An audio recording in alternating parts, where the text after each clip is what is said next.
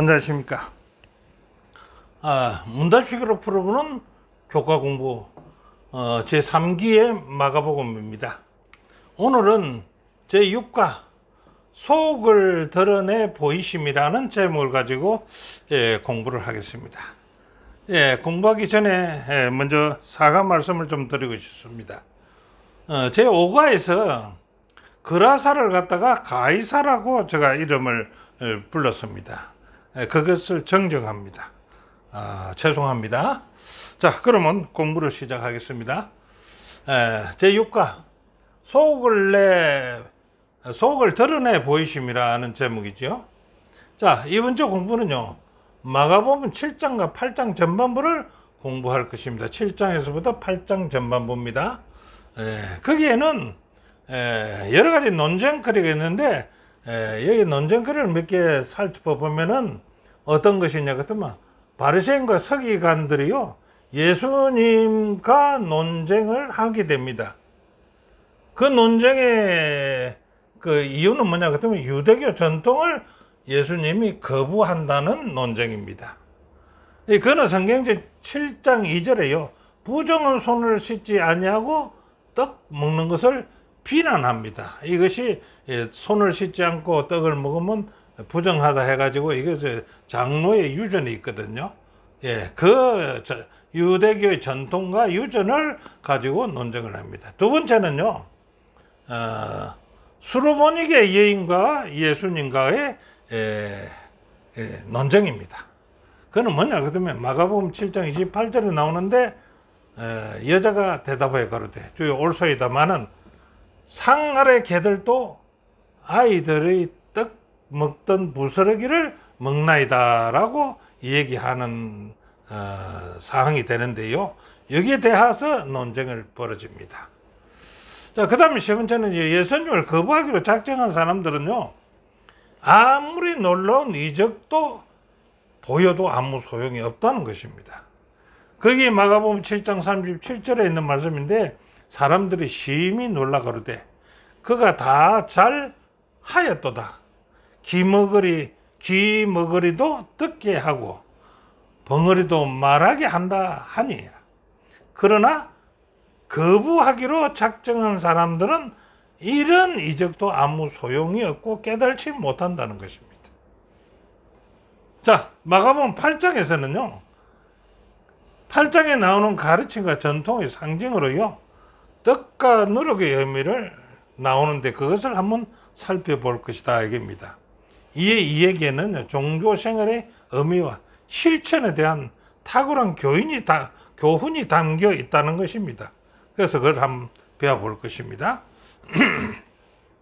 자, 오른쪽 기억절은요, 무엇이든지 밖에서 사람에게로 들어가는 것은 능히 사람을 더럽게 하지 못하되 사람 안에서 나오는 것이 사람을 더럽게 하는 것이니라 하시고, 이 말씀에 대해서 논쟁도 많았다는 것입니다. 자, 그러면 첫날부터 들어가 볼까요? 첫날에는 무엇입니까? 하나님의 계명인가? 아니면 사람의 전통인가? 하나님의 계명을 따라야 됩니까? 사람의 전통을 따라야 됩니까? 라는 얘기가 되겠지요. 자, 왜 바리새인들은요, 먼 예루살렘에서 이곳, 그게 어디입니까? 게네사렛까지 예수님을 찾아왔습니다. 그 거리가 약 한 150km나 된다는 것입니다. 얼마나 먼 거리입니까? 그 먼 거리를 바리새인들이 찾아왔다는 것입니다. 예수님을. 뭐라고 찾아왔을까요? 당시 이스라엘은 전역으로 어떤 일이 있었는데 급속히 퍼진 예수님의 소문입니다.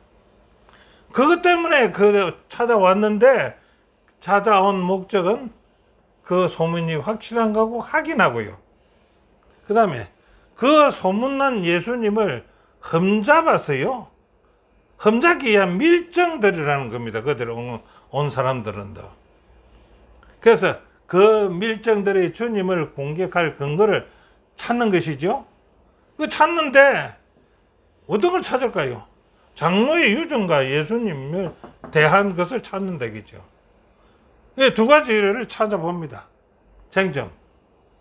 마가복음 7장 2절에 그의 제자 중에서요, 몇 사람이 부정하게 손을 씻지 아니하고 그 손으로 떡을 먹거든요. 그것을 보았습니다. 그의 바리새인들과 서기관들이요 예수께 이렇게 이제 질문을 합니다. 묻되 어찌하여 당신의 제자들은 장로들의 유전을 준행치 아니하고요 부정한 손으로 떡을 먹나이까라고 이제 시비를 붙습니다. 그러면 예수님이 대답해 줘야지요. 예수님이 대답해 줍니다. 마가복음 7장 6절 7절 가라사대 이사야서를 이제 얘기합니다. 너희 외식하는 자에 대하여 잘 예언하였도다. 기록하였으되 어떻게 기록했습니까? 이 백성이 입술로는 나를 존경하되 마음은 내게서 멀도다. 그렇게 기록했다는 겁니다. 그리고 7절에 보면 사람의 계명으로 교훈을 삼아 가르치니 나를 헛되이 경배하는도다 하였느니라. 예, 사람의 계명을 쫓아서 교훈을 삼으니까 하나님을 헛되이 경배한다. 그들은 하나님의 계명보다 사람의 전통을 중요시하니까 이 말을 들었을 때 어땠을까요? 자, 이사야서의 말씀은요, 하나님의 계명의 자리에 사람의 전통을 두는 것은 온당하지 못하다는 것을 지적하는 예수님의 말씀입니다. 자, 손 씻기 규정은요, 어디서 나옵니까? 출애굽기 30장 17절부터 21절에 나오는데요, 성소 제도에서 제사장들이 그 규례 행사를 시작할 때 성소에 들어가기 전에 물두멍이 있거든요. 그래, 그 물통에서 수족을 씻으라는 규정이 있는 것입니다. 그 규정에 따라서 그 손 씻는 것이고, 또 한 가지 있는데 레기 15장에는 부정한 자는 손을 씻게 되어 있다 이겁니다. 예, 그런 규정으로 장로의 규정을 삼아 가지고 사람의 전통을 가지고 하나님의 계명을 도전한다는 것입니다. 자, 예수님의 두 번째 대응은 뭘까요? 두 번째 대응은 이렇게 합니다. 모세는 네 부모를 공경하라 하고 또 아비나 어미를 회방하는 자는 반드시 죽으리라 그렇게 했거든요. 출애굽기 20장 12절에 있는 말씀 아닙니까? 그런데 장로의 유전에는 어떤 것이 있습니까? 고르반이라는 단어가 있습니다. 이 고르반이라는 단어는 무슨 뜻이냐 그러면은 자기 아버지 어머니 보고 죄송합니다. 아버지 어머니 도와드리고 싶지만은 이것을 성전에 드리기로 했습니다. 라고 말하면 부모를 공양하지 않아도 된다는 전통이 있다는 것입니다. 이게 얼마나 잘못된 전통입니까? 예, 이런 전통을 예수님이 반박을 했습니다. 예수님은요, 사람의 전통이 아닌 하나님의 율법을 강력하게 지지하셨다는 것이죠. 그것이 말씀이 여기서 마태복음에서 쭉에 나옵니다. 자, 저자의 교훈은요, 종교 지도자들은요, 전통을 말씀보다 높임으로 죄를 지었다. 예수님은요, 말로만 하나님을 공개하는 그들의 위선을 공격하시면서요, 마음으로 하나님을 따르라고 교훈을 주는 것입니다. 자, 둘째 날은요, 깨끗한 손인가 깨끗한 마음인가? 깨끗한 손인가 깨끗한 마음인가? 무슨 뜻입니까? 마가복음 7장 14절 16절에 있는 말씀인데요, 그건 뭡니까? 14절에 무리를 다시 불러 이르시되, 무리를 다시 불러 이르십니다. 너희는 다 내 말을 듣고 깨달으라. 무슨 말입니까? 무엇이든지 밖에서 사람에게로 들어가는 것은 능히 사람을 더럽게 하지 못하되 사람 안에서 나오는 것이 사람을 더럽게 하는 것이다 라고 예수님께서 말씀하시면서 무리에게 말씀하면서 너희들은 이것을 깨달으라 이렇게 이야기합니다. 자, 이 말씀은 무슨 말씀일까요? 입으로 사람의 무엇이든 입으로 들어가는 것이 사람을 더럽게 하지 못한다. 무슨 뜻일까요? 한번 알아볼까요? 이 주제 말씀을 이해하는 데는요, 몇 가지 고려할 점과 그 고려해서 본문을 한번 살펴봐야 되는데요. 그 주제 말씀을, 이 주제 말씀의 발단은 하게 된 동기는 밀정으로 온 바리새인의 장로의 유전 뭡니까? 손 씻기 앞에서 이럴 문제에서 시비를 했지요. 손 씻기에 대한 교훈이다 이게. 손 씻기에 대한 교훈으로 이 말씀을 한 겁니다.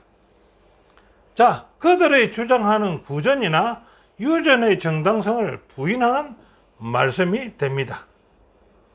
그 다음에 장로의 유전에요, 손을 씻지 않고 먹는 음식물은 부정하게 되는 원인이 된다고 단언하는 그들의 유전에 대한 정당성을 부인하는 것이 이 말씀입니다.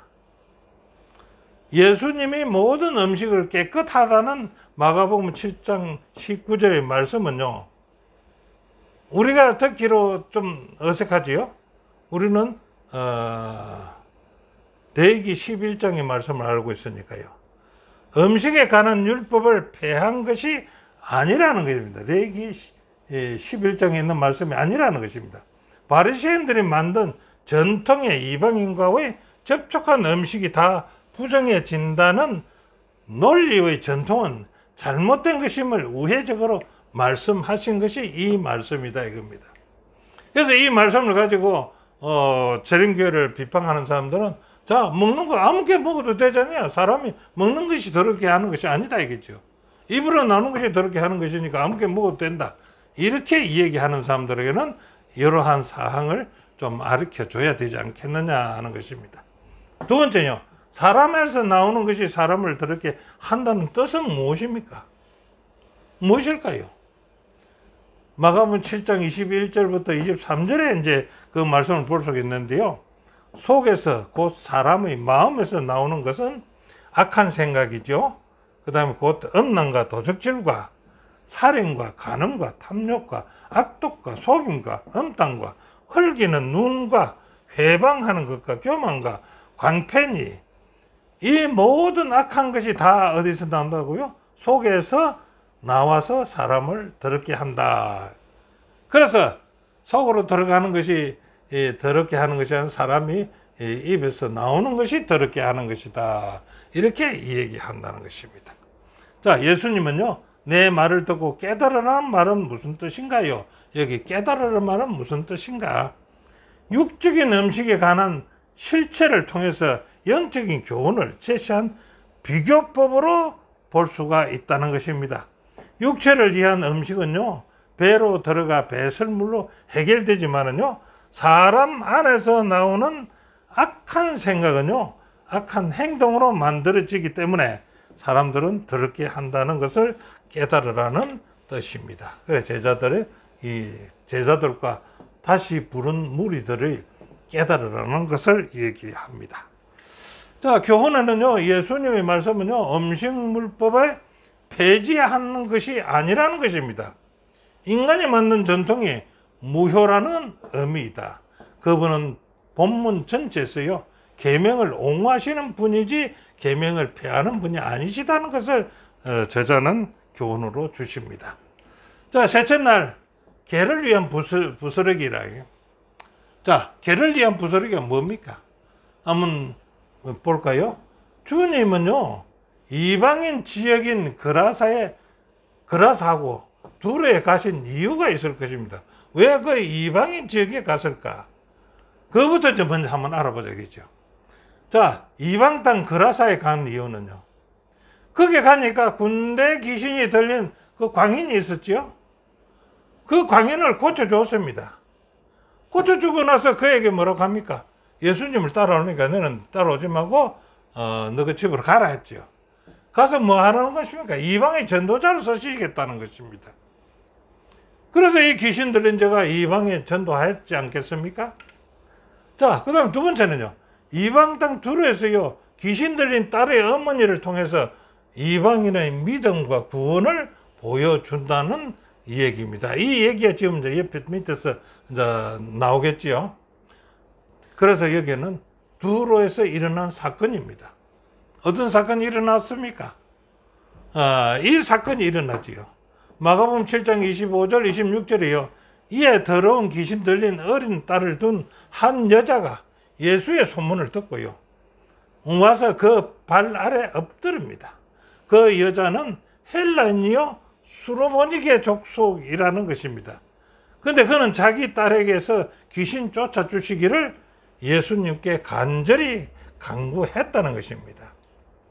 자, 이렇게 강구하는 이 여인의 강구를 예수님은 어떻게 반응했을까요? 마가복음 7장 27절에 있는 말씀인데 거기에 이렇게 반응합니다. 예수께서 이르시되 자녀로 먼저 배불리 먹게 할지니 자녀의 떡을 취하여서 개들에게 던짐이 마땅하지 아니한다, 이렇게 얘기합니다. 자, 예수님의 이 가혹한 냉대 속에서요, 이 여인은 절망하고 말겠지요. 그런데 예수님이 이렇게 가혹한 말을 하는데 이 여인은 이 말 가운데서 희망을 발견했다는 것입니다. 어떤 희망을 발견했을까요? 한번 볼까요? 이 단어 중에서 마가복음 7장 27절의 단어 중에서 먼저라는 말과 개들이라는 말이 나옵니다. 이 두 단어가 이 여인에게 희망을 발견했다는 것입니다. 그럼 어떤 뜻인지 한번 알아볼까요? 먼저라는 뜻은요, 먼저 자녀로 배불리게 먹게 한다는 이 말은 다시 한번 생각해보면 먼저가 있다면요, 뭐가 또 있다는 겁니까? 나중도 있다는 것입니다. 그러면 먼저 자기의 자녀를 배불리 먹고 나면은 다음 차례는 누가 될까요? 다음 차례는 자기가 된다는 것을 느꼈다는 것입니다. 자, 그러면 개란 뜻은요, 개라고 했는데 그 개들이라고 말했는데 이 개가 뭡니까? 헬라어로서요 키니리온이라고 이야기한답니다. 그런데 키니리온이라는 이 말은 큰 개가 아니고 작은 개를 얘기한다는 겁니다. 그래서 아마 이거는 요즘 세상에 보면은 애완견 정도로 이제 보면 되겠지요. 그래서 밥 먹는 상 밑에서 뺑뺑뺑뺑 돌다가 그 먹는 상 밑에 부스러기가 떨어지면은 그것을 주워 먹는다, 이겁니다. 그러니까 뭡니까? 예수님이 먼저 먹고 나서 나중 차례가 될 것이고 그것은 흐르는 빵을 개가 주워 먹다시피 그 다음 차례는 내구나 하는 것을 바로 느꼈다는 것이죠. 이 여인도 예수님의 은혜의 부스러기를 받을 수 있다는 희망을 가지게 됩니다. 그래서 그 여인은 어떻게 응수를 합니까? 자, 여자의 응수는 이렇게 합니다. 마가복음 7장 28절에 여자가 대답하여 가로되 주여, 그 말씀 옳은 말씀입니다. 나를 개로 취급하는 것도 옳은 말씀입니다. 그러니까 먼저 자기의 아들들을 배부르게 하는 것도 옳은 말씀입니다. 만은요, 상 아래 개들도 아이들이 먹던 부스러기를 먹지 않습니까? 당신이 지금 말씀하신 대로 그대로만 해도 나에게는 돌아올 것이 있네요. 부스러기라도 돌아올 것이 있네요. 하는 뜻 아니겠습니까? 자, 이 말은 뭐냐? 예수님의 능력을 쓰신 그 손길이 자기에게도 온다 얘기입니다. 부스러기라도. 그러한 것을 들었을 때 예수님은 어떻게 대답할까요? 29절에 예수께서 돌아가라, 귀신이 내 딸에게서 나갔느니라, 이렇게 대답을 여인이 듣습니다. 자, 왜 예수님은요 제자들이 있는 가운데서 이렇게 험한 말을 했는가? 그 이유는 무엇일까요? 그 여인의 굽힐 줄 모르는 믿음, 제자들의 완고함과 무지와 그 믿음의 본이 되는 것을 가르치기 위해서 그렇게 험한 얘기를 했다는 것입니다.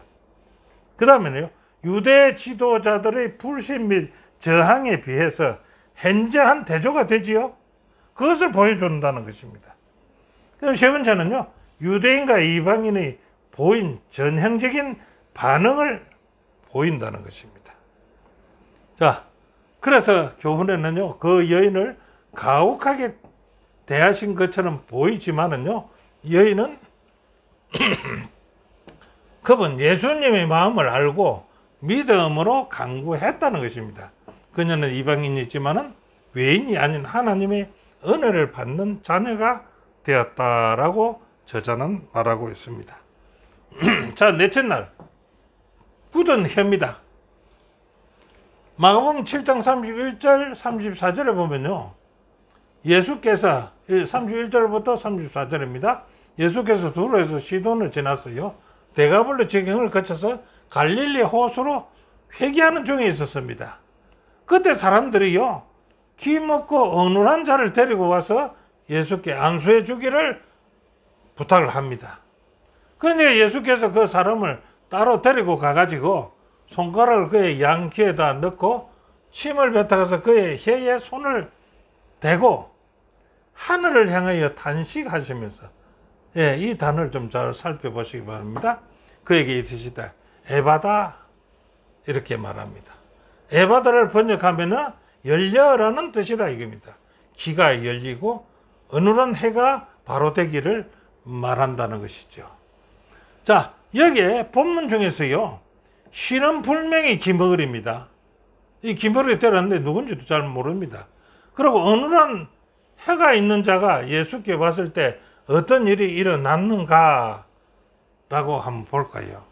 그런데 그 일이 일어나는 과정이 예수님이 봤을 때 그 인과관계를 한번 생각 안 할 수가 있겠습니까?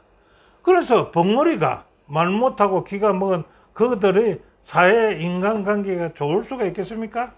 듣지 못하고 말하지 못하면서 인간관계는 무너지고 삶은 피폐하게 된 그를 보니까 얼마나 불쌍해 보이겠습니까? 자, 그래 인간관계는 그렇다고 보거든 복음관계는 어떨까요? 복음관계는 듣지도 못하고 말하지도 못하니까 예수님을 알지 못하지요.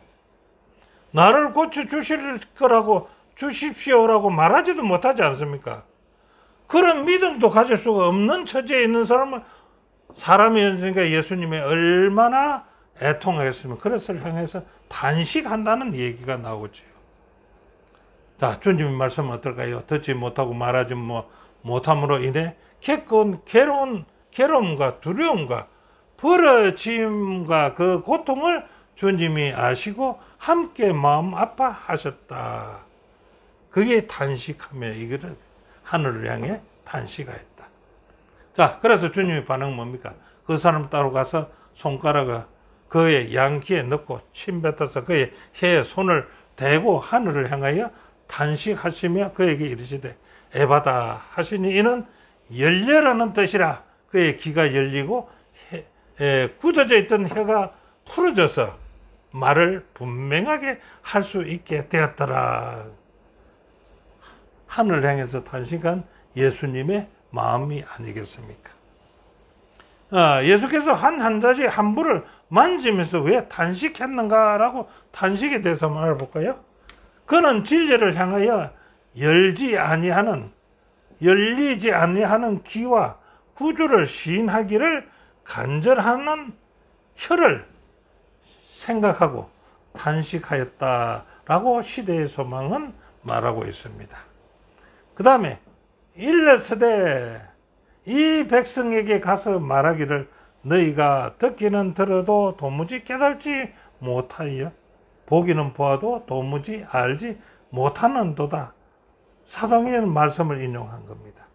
예수님은요, 귀머거리의 길을 열어주실 수 있는 분이지만 믿지 않는 사람들에게 자신의 메시아이심을 인정하도록 강요하지는 않으신다는 것이 86페이지 교과에 기록되어 있습니다.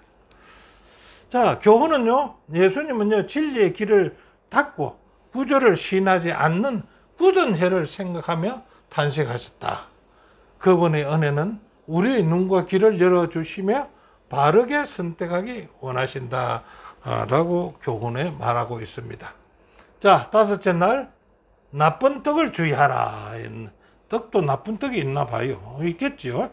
자, 이방 선교에서 갈릴리에 돌아왔을 때 어떤 일이 일어났는가? 마가복음 8장 11절부터 13절에 있는 말씀이 주제의 말씀이 되는데 주제 말씀 다 쓸 수는 없으니까요. 바리새인들이 나와서 예수께 힐난하며 그를 시험하여 표적을 보여달라는 사건이 하나 일어납니다. 여기 바리새인들이 뭐 어떻게 한다고요? 예수께 힐난하다. 이 힐난하다가 뭡니까? 힐난하다가. 야, 여기 한문을 쓰지 않았는데 힐난하다는 말은 힐자는 따질 힐자입니다. 따질 뜻이죠. 난자는 어려울 난자입니다. 어려울 난자.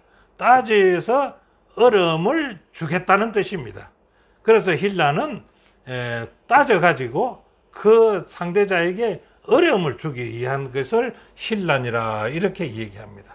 힐난이 그를 시험하여 표적을 보여달라는 사건이 일어났지요. 그러니까 요 힐난은 요 한자가 여기 있습니다.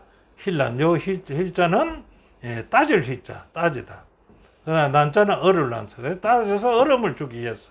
그 예수님을 따져서 텄집을 잡아서 어려움을 주기 위한 목적으로 하는 일이었다 이 말이죠. 자, 그건 표적이었나? 표적은. 그런데 예수님께 하늘의 표적을 부하나 예수님은 표적을 주지 않는 것은요. 그들은 많은 표적을 보았지 않습니까? 그리고 많이 들었었지 않겠습니까? 5,000명을 먹인 표적, 4,000명을 먹인 표적, 병자를 고친 일 많이 있지 않습니까? 그걸 다 들었을 겁니다. 그런데도 표적을 보여달라 했어요. 그들은요, 어떤 뜻입니까? 귀를 막고 눈을 감았으며 또 다른 기자, 심지어 하늘의 표적이라 할지라도 믿지 않을 것입니다. 그들에게 보여줘도 믿지 않을 것이며 또다시 이적인 눈앞에서 주어지지라도 이전에 그랬던 것처럼 믿지 않기로 결심한 그들은 그 무엇도 받아들이지 않을 것이다라고 저자는 88페이지에 기록하고 있습니다. 자, 그래서 예수님이 저희를 떠나 다시 배에 올라 건너편으로 가더라. 이 건너편으로 가더라 말은 22절에 보니까 베세다로 가더라. 베세다로. 예. 마가복음 8장 14절로부터 21절의 사건은요. 배를 타고 이제 베세다로 이제 향해 가는 중에 일어났던 일이 있는데 그게 무슨 일인가? 제자들이요. 요 저녁 때가 됐는데 배를 이제 타고 베세다로 가는데 제자들 가만 보니까 깜빡 잊고 온 게 하나 있었어요. 무엇을 잊고 왔을까요? 먹을 빵을 챙겨야죠. 먹을 양식을 챙겨야 되는데 먹을 빵을 챙기지 못했다는 것입니다. 그래서 걱정하고 있는데 예수님이 이렇게 말합니다. 제자들에게 경고합니다. 바리새인파와 헤롯의 누룩을 주의하라. 저것은 빵 때문에 걱정하는데 예수님은요. 바리새인파와 헤롯의 누룩을 주의하라. 이 빵을 구울 때 누룩을 넣는 빵이 있고 안 넣는 빵이 있지 않습니까? 예. 그런데 그 빵 구울 때 누룩을 넣는데 그 누룩이 바리새인파 헤롯의 누룩이 있다 이겁니다. 그것을 주의해라. 그 다음에 이게 누룩을요. 무엇을 얘기하느냐 그러면 죄를 상징하지요. 우리 구약에 보면은 오만과 탐닉과 허식의 상징이죠. 그 다음에 헤롯의 누룩은요. 이렇게 써놨습니다. 악한 가마, 특히 그의 세속적인 맹과 우유부단한 것을 얘기한다라고 주석에 얘기했습니다. 자, 그래서 예수님의 반응 두 번째는 제자들이 수근거리를 듣습니다. 수근을 듣는데 왜 빵이 없는 것을 두고 말하느냐라고 이제 예수님이 얘기합니다. 이 수근거리는데 저들은 어떻게 했어요? 배 타고 오면서 자꾸 이제 걱정을 합니다. 이 걱정을 들은 예수님이 처음에는 누룩을 조심하라, 누룩을 주의하라 해놓고 두 번째는 그 수근거림이 왜 빵이 없는 것을 두고 말하느냐. 예수님이 알지요. 그런데 그 제자들이 어떻게 했습니까? 예수님이 5,000명 먹이고 4,000명 먹이고 하는 것을 다 봤지 않습니까? 그리고 그 남은 조각이 얼마나 많이 남았습니까? 그거 다 봤지 않습니까? 이것을 다시 한번 책망하는 말이 뭡니까? 없는 것을 두고 말하느냐 이렇게 말한다는 것입니다. 예수님 반응 세 번째는요. 너희가 아직도 깨달지 못하느냐? 하시는 질문은요. 그들에게 다시 한번 예수님과 함께 보고 경험한 모든 것을 한번 너희들 되새겨봐라 하는 뜻으로서 예수님이 이렇게 책망을 했다는 것입니다. 자, 교훈에는요. 믿지 않기로 한 사람에게는요. 어떤 이적이나 능력도 효과가 없다는 것입니다. 제자들은 이미 깨달았어야 했지만은요. 모든 것을 보면서도 그분의 가르침을 깨닫지 못하고 있었다는 것입니다. 그래서 깨달으라 했죠. 자, 오늘 결론을 보겠습니다. 이스라엘의 종교 지도자들은요, 말로는 하나님을 공개한다고 하면서 마음은 어땠습니까? 멀리 떠나 있었습니다. 자, 예수님께서 그들과 논쟁하신 것은요, 진정한 믿음이 무엇인지를 알려주기 위함이었습니다. 그렇죠? 아무리 어려워 보여도 여인은요, 예수님을 신뢰하여서 도움을 받아갔지 않습니까? 충분한 증거가 직간접적으로 계모한 지도자들은요, 예수님을 배반했습니다. 예수님은요, 이러한 깊은 불신과 굳은 마음에 대하여 거듭 탄식하면서 제자들의 눈과 귀를 열고 그분의 가르침을 깨닫기를 예수님은 원하는 교육이었습니다. 자, 오늘 공부는 여기까지입니다. 함께 공부해 주신 여러분 대단히 감사합니다. 다음 주에 다시 뵙겠습니다.